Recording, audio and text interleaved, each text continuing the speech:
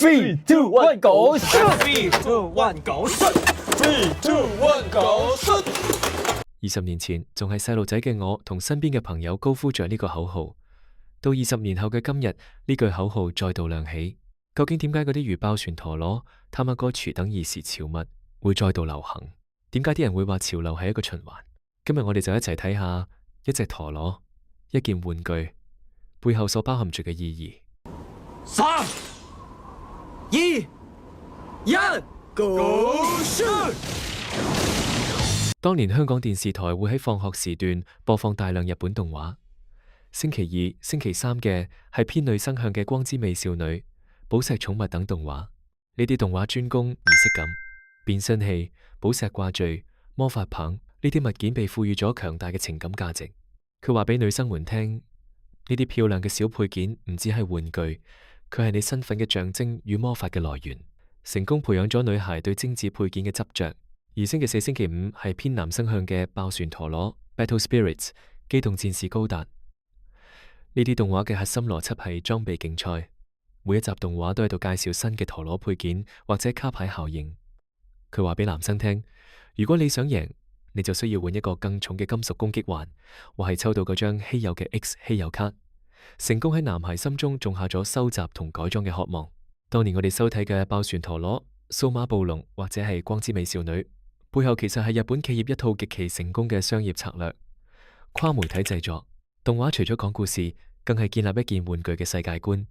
每一集嘅動畫都喺度鞏固觀眾對嗰件玩具嘅連結，讓當時年幼嘅我哋對產品產生咗極高嘅忠誠度與渴望。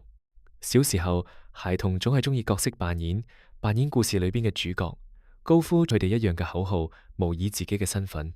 當你擁有咗當中嘅配件，你就能代入到故事世界觀其中，更接近原角色，成為當中一份子。當年如果你冇一隻陀螺，你幾乎無法進入小息時嘅社交圈。一件玩具相對係孩童圈嘅社交貨幣。日本動畫成功將產品轉化為身份認同，呢種深刻嘅集體回憶就係20年後情懷消費嘅種子。20年前，你嘅消費力取決於父母，可能因為成績唔好買唔到嗰盒 BS 卡，或係家長覺得光之美少女嘅變身器太貴。呢種求而不得嘅遺憾並唔會隨時間消失，而係埋喺咗心底裏面。到咗2026年，當年嘅小男孩、小女孩已經變成咗有人工嘅成年人。當你睇到 Monchhichi 重新推出聯名款，或者爆旋陀螺推出成人向嘅復刻版時，你會產生一種補償心理。而家買翻佢哋，唔再單止係為咗玩，更係為咗填補當年嗰個買唔起嘅缺口。呢種報復性消費係支撐復古市場日價嘅核心動力。而且話語權已換代，而家喺玩具大廠、設計工作室或者廣告公司擔任創意總監、產品經理嘅人，正係睇住爆旋陀螺同寶石寵物長大嘅嗰一代。佢哋唔需要特別做市場研討，因為當初佢哋就係受眾，佢哋最清楚點樣嘅產品受歡迎。佢哋正喺度用專業嘅商業手段，精準咁收割同代人嘅情懷。喺流行文化中有一個著名嘅20年法則，指嘅一件東西從流行到過時，再到重新被視為潮嘅過程，大約需要20年。20年嘅時間足以讓一代人長大，亦足以讓當年嘅流行完全從大眾視野中消失。對於2000年代出生嘅 Gen Z 或者 Gen Alpha 嚟講，爆旋陀螺、他媽哥池唔係舊嘢，而係一種佢哋從未見過嘅新復古。抽啊！好嘅，呢度，一打一，我哋啊！一打先係，我哋計分，喂，我嚟啦。試下。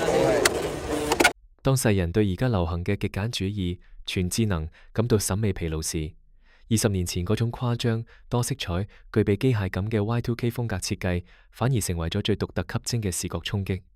喺2026年嘅今日，我哋生活喺一個被 AI、虛擬網路同高畫質包圍嘅世界，一切都太快、太清晰，亦太冇人情味。手機遊戲嘅互動係隔住熒幕嘅，但爆旋陀螺金屬與金屬碰撞發出嘅火花同巨響，對戰時二人面對面站立，呢個卻係真實嘅物理互動。點解而家會流行 CCD 舊相機？因為現代手機拍出嚟嘅照片太清晰、太真，而舊科技嗰種唔完美嘅粒粒感、偏色，反而賦予咗相片一種同現實有差距嘅人為感。而似 Tamagotchi 呢一種像素極低、功能單一嘅電子寵物，喺呢個信息爆炸嘅時代，反而提供咗一種簡單、純粹、低負擔嘅陪伴。當現實社會變得逐漸複雜嘅時候，人類嘅集體心理會下意識地尋找安全區。對於20、30幾歲嘅成年人嚟講，睇到爆旋陀螺或者寶石寵物等童年玩具，大腦會自動聯結到嗰個童年嘅無憂時期。喺人與人之間逐漸疏離嘅數位時代，當你發現身邊嘅朋友亦都喺度玩同一款卡牌遊戲，或者掛住同款公仔，呢一種共同語言能夠迅速建立起社交連結。我哋消費嘅唔止係產品，而係一種我明嘅集體歸屬感。呢個亦都解釋咗點解喺今日 Labubu 或者 Pokemon TCG 卡牌會超越單純嘅玩具，演變成新一代嘅硬通貨投資物。如果你單睇物理材質，佢哋只不過係塑膠，係紙張。但點解一張稀有卡牌嘅拍賣價能夠抵過一架名車？因為佢哋承載嘅唔再係物理上嘅含金量，而係回憶嘅轉化。對於呢一代投資者嚟講，買一張噴火龍，買一個 Labubu 掛件，就係買下一個時光。